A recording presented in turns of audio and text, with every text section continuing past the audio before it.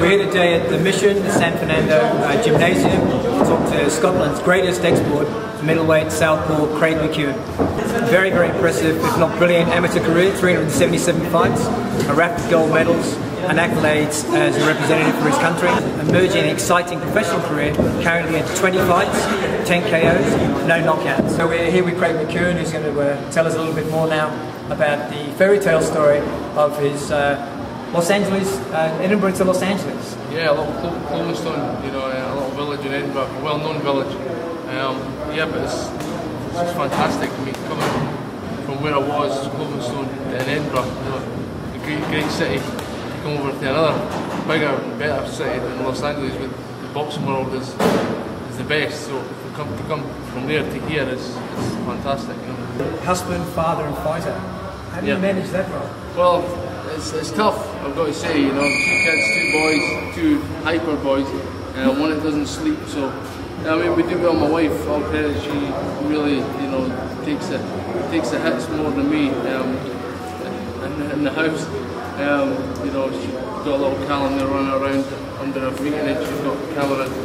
She's just a hyperactive baby who's only 7 months, but looks 12-year-old. You know, it's all credit to her, but I do my bit, you know, I do my nappy changing and my feeds at night, but it's tough, you know, balancing that with training and the baby, but, you know, it's life, you just have to get on with it, and, you know, I can sleep when I retire. Yeah. We'd like to know, what's it been like with you two together, and how long have you been together? We've been together 11 years, so a long time, so I've had a long time to get used to it. It's not something that I really was into before I met Craig, but I've worked with kids for a long time, and I saw the difference it made in kids that have had a sort of a tough upbringing. You know, boxing made a huge impact to their lives. It's taught them discipline, different things. So I sort of got into the sport more, and of course with Craig doing it, it's part of our lives now. So you know, some amateur fights, I've seen Sally shoot on the other guy. Like, God, just hit him and give him. He fell out with me that day, whatever. Just give him a bat for me. As an amateur, when Craig was an amateur, there was, you know, for the Scottish Championships and things like that, you know, they had everyone in together. So there were novices, there were guys that had maybe 5 fights, and they were just put in with whoever they were drawn against in the draw. So, you know, Craig's had 300 amateur fights, and this poor guy who's had 5 amateur fights comes in, and I felt a bit sorry for him. So, yeah, we used to cheer on his opponent. But I used to take some of these guys aside and say, like, I'm not going to hurt you. We'll just go in there and you just, you know, it's a spar. We'll just go in there and play. Obviously, you're not going to beat me, but we're going to, you know, you'll get a bit of experience of it. And it felt better for that. So Craig, what do you think are your strongest attributes as a fighter? I mean, I've got great feet work. You know, I like to move. I've been brought up watching Muhammad Ali, Sugar, Leonard, Robertson. You know, my dad was big fans of these guys, and obviously brushes off with me.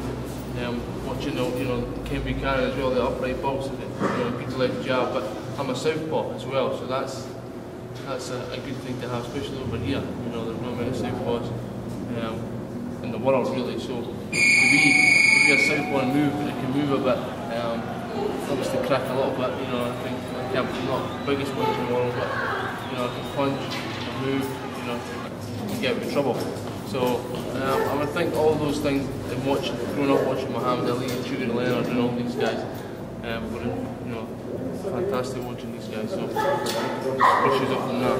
I've seen, I mean, even when we see you now, you seem to have the ability to be able to fluidly move from orthodox to southpaw. Yeah, well, again, going back to my dad on the bag, just moving one way to the next way, and then throwing a jab when you're moving this way, it felt natural just to throw a jab this side, and it, just by moving around the bag, moving all the time, it's constantly moving. Once you start developing the punches with it, it all comes into sync. The idea of you leaving behind you, you know, a really sort of distinguished amateur career, 377 fights, you know, 10 gold medals, representing your country in the Commonwealth Games, winning accolades as the captain for Scotland. That's all incredible. And in the past sort of 3 or 4 years, we've seen you now at 19 fights, 10 knockouts, no losses, and emerging to become the next middleweight champion. And what do you think of Craig's prospects fighting his way through now to becoming the next middleweight champion? Well, I always knew, ever since we started working together, that he had like the talent to be able to get up to this level. It was just how much Craig actually wanted it and how much effort he would put into it. So it's a good thing. I told him, I go, you know what, I'm kind of lucky sometimes when I work with guys, they get all of a sudden opportunities, these big opportunities to fight for like world titles. I've been fortunate myself. I worked with Casamayor, and that was one of the first world champions that I was lucky to work with. And then I had Rodel Mayo, and hopefully now Craig McEwan.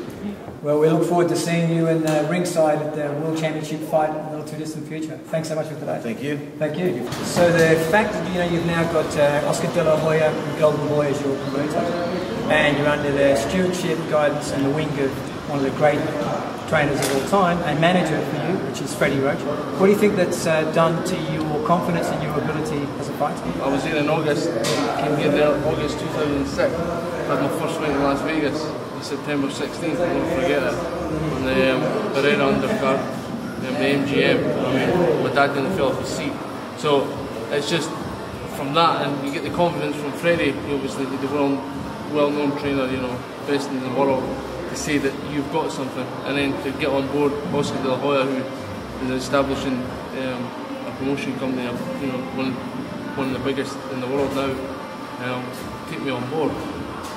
For that, it just takes you to another level. I know that they've got the confidence in me, so I just have to go produce the goods and stick to what I do and see where it goes. We hear, and it's all across the news now, that Andy Lee and you may be meeting 12th of March. Yeah, my good old friend Andy Lee. Yeah, so it's a fight that people are always talking about fights. That I know he doesn't want to fight this guy.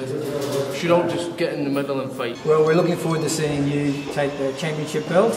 Well, in the not too distant future. Yeah, well, let's hope so. This 2011 could be my year, so we'll just see. Look forward to seeing it. Thanks so much. Thank you. We've had the pleasure of talking with Craig McEwan, next potential and prospective world champion, middleweight fighter from Scotland. I just wanted to thank him for his time and for the guys at the gym here today. My name's Tony Quinn, and I look forward to speaking with you again soon.